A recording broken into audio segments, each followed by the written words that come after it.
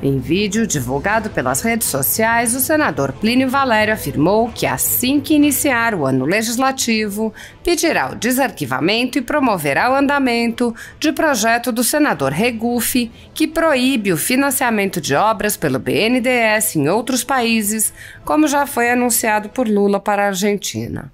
O senador afirmou: "Vou reapresentar projeto que acaba com farra de empréstimos do BNDES a governos estrangeiros que geraram calote bilionário para os cofres brasileiros. O calote de Cuba e Venezuela chega a 2,7 bilhões. Sem garantia, Cuba quer nos pagar o bilionário Porto de Mariel com charutos." Diante do anúncio de que o Brasil vai financiar 3,65 bilhões para a construção de um gasoduto na Argentina, vou reapresentar a proposta que relatei na Comissão de Assuntos Econômicos do Senado, que veta recursos de estatais brasileiras para financiar obras no exterior. Plínio Valério questionou: "É justo aumentar impostos dos brasileiros para arrumar o rombo fiscal dos gastos bilionários acima do teto e, na outra porta, abrir os cofres das estatais, que estão no azul, para financiar obras na Argentina e chefes de ditaduras como Venezuela e Cuba? Conto com o Senado para barrar isso."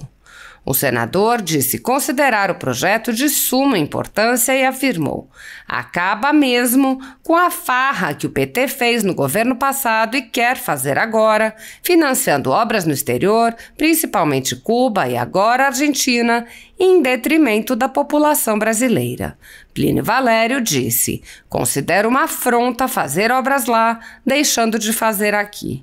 O senador lembrou que o projeto já passou pela Comissão de Assuntos Econômicos e disse: "E agora vamos começar de novo. Eu considero extremamente importante porque a gente põe um fim nessa farra irresponsável do PT de financiar obras em outros países." O deputado Paulo Eduardo Martins também mencionou projetos que proibiam a prática e ainda não foram aprovados e pediu apoio do Congresso para o tema. Ele disse: "O arrombamento do BNDES para financiar os sócios do PT já está anunciado.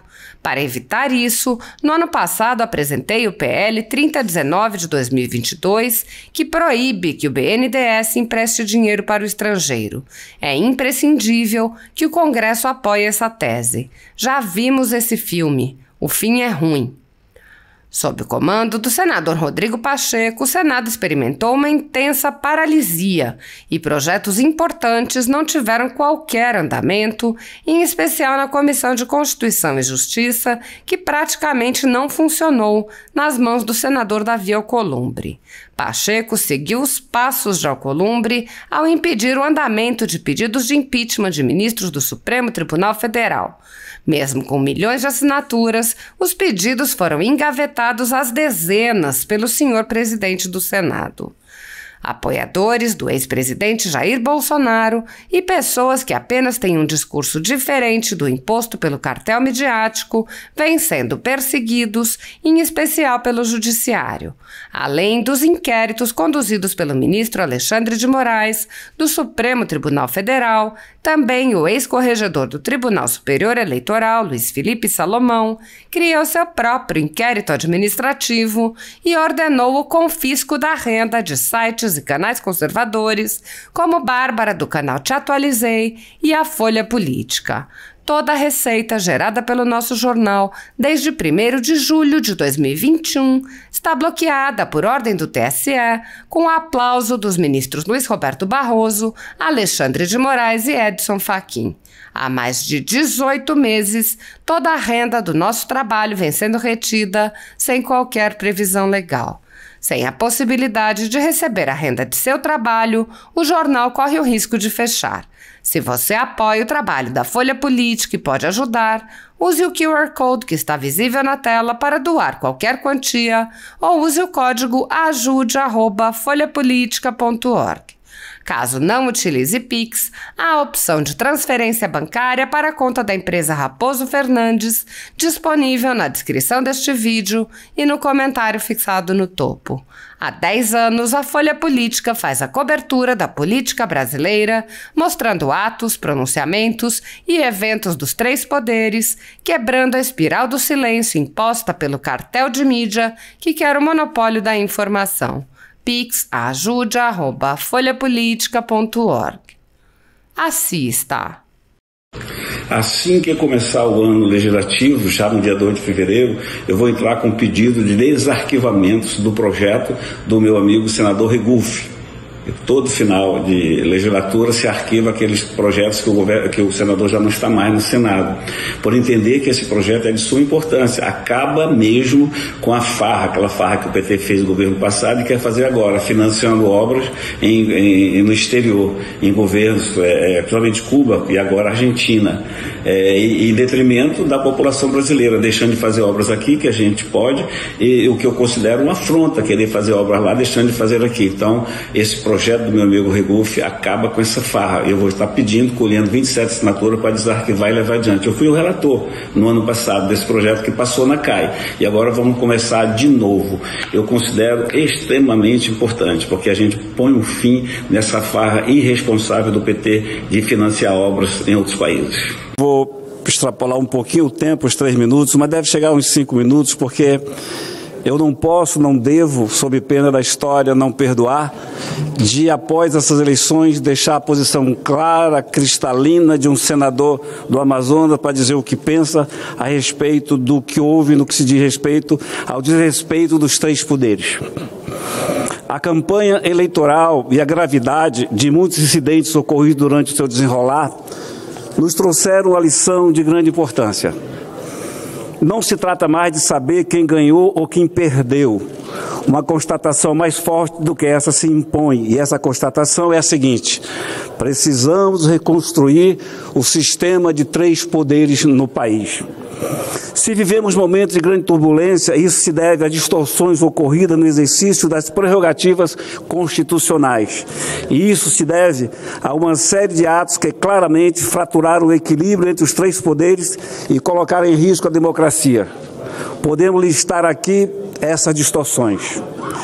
Começam pelo desrespeito aos limites previstos para o exercício dessas prerrogativas. Seguem-se o aparelhamento dos tribunais, as medidas tomadas para calar ou para comprar a mídias, as restrições às liberdades civis. Esse risco da destruição da ordem jurídica foi exposto em artigo pelo professor Carlos Alberto de Franco, que é um jurista liberal e um dos maiores estudiosos da liberdade de imprensa no Brasil. Ele constata que esse risco, que no Brasil de hoje é visível a olho nu, está sendo causado pela conduta de alguns ministros do Supremo Tribunal Federal, que é ou deveria ser o principal responsável pela garantia do cumprimento e da estabilidade do ordenamento jurídico. Fecho aspas do jurista. E eu completo: esses ministros, senhores e senhoras, foram responsáveis, isso sim, pela instabilidade do ordenamento jurídico. E não é de hoje que esse fato ocorre. Não é de hoje também que eu me dedico a combater esse risco de instabilidade. E lembro aqui, me permitam, no dia 19 de março de 2019, com mais 29 senadores, apresentei proposta de emenda constitucional que estabelece mandato fixo e temporário para ministro da Suprema Corte. Pela proposta, os mandatos de ministro do Supremo Tribunal serão de 8 anos, vedada a recondução. A medida, evidentemente, não atinge a atual composição. Portanto, não se pode ser interpretada como ato hostil a eles. Essa proposta de emenda constitucional segue legislação de países europeus, como Alemanha, Itália, Portugal e França, além de países da América Latina. Isso vai evitar, no meu entendimento, modificações súbitas de entendimentos relativos à jurisprudência já consolidada e consequente segurança institucional. O atual Supremo Tribunal Federal criou uma nova figura legal que eu chamei daqui e repito, o cavalo de pau jurídico. Aquelas mudanças repetidas na jurisprudência estabelecida por conta do humor de um ou de dois ministros é o suficiente para se mudar tudo que se fez no país. Não há aí, ao contrário do que ocorreu no período eleitoral, um conflito entre poderes. Ao contrário, reconhecemos todos que o cumprimento estrito do artigo 2º da Constituição, aquele que define os poderes da União e os classifica como independentes e harmônicos entre si, representa a garantia da institucionalização do regime democrático e, em consequência, a prevenção de aventuras que tragam perigo a essa mesma democracia pela qual tanto lutamos. Vamos reconhecer, nestes últimos tempos, os poderes da nossa República não foram independentes e, principalmente, não foram harmônicos. Vou repetir o que já disse aqui dessa tribuna.